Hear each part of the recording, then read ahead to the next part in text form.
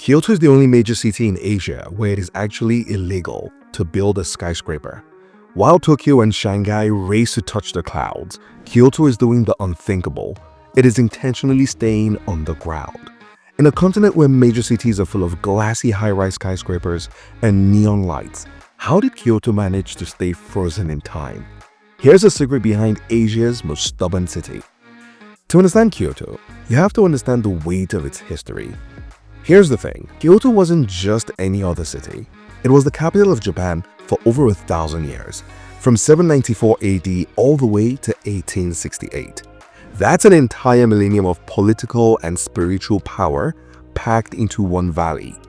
Because of that, the city is home to over 2,000 temples and shrines. It's where tea ceremonies, kimono culture, and the geisha districts were perfected.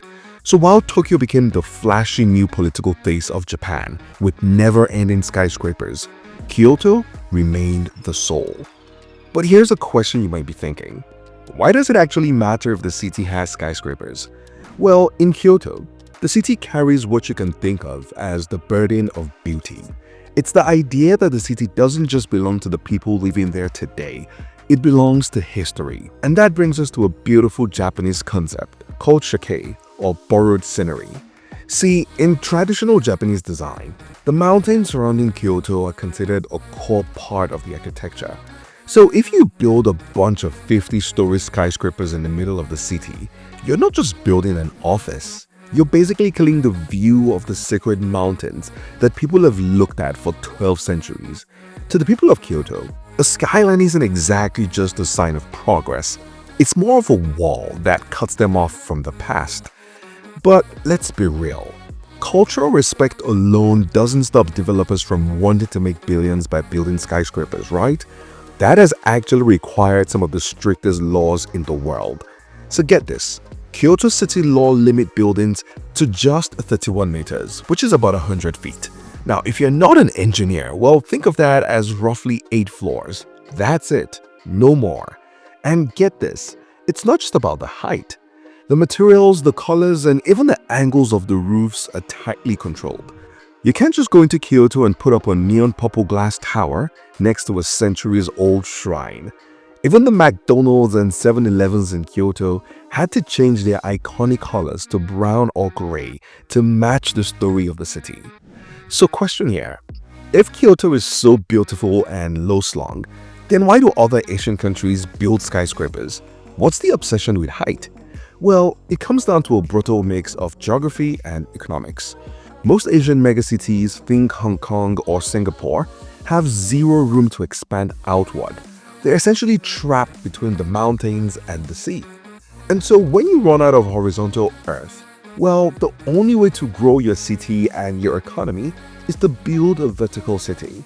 High-rises allow millions of people to work and live on a very tiny footprint. And in these cities, you can think of the skyline more as a scoreboard for survival. Because essentially, if you don't build up, your economy suffocates. But here's another weird question to consider. If Kyoto refuses to build up, then does that mean it's a dead city? Actually, not exactly. Kyoto can actually be thought of as a bit of a global tech powerhouse. It's the home of tech giants like Nintendo and Panasonic. But if you visit the Nintendo headquarters in Kyoto, you won't find a massive glass tower. It's literally a modest, white, low-rise building.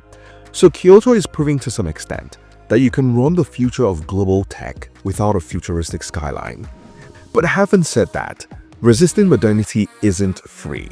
It comes at a cost because there is a price to pay for all of this preservation. The harsh reality is, because you can't build high-density apartments, housing in Kyoto is incredibly expensive and also hard to find. The city is actually facing a bit of a bankruptcy scare because it can't collect enough property tax from massive skyscrapers developments like Tokyo can. And the young people, well, many of them are leaving. Not because they hate the temples and the city's culture, but because it's hard to find an affordable life in a city that refuses to change. So essentially, Kyoto is under massive pressure to answer a simple question. How do you preserve the soul of a city without suffocating its future? Most cities in Asia and honestly around the world are in a mad rush to build taller, faster and newer skyscrapers. Just take a look at Dubai or any of China's major cities.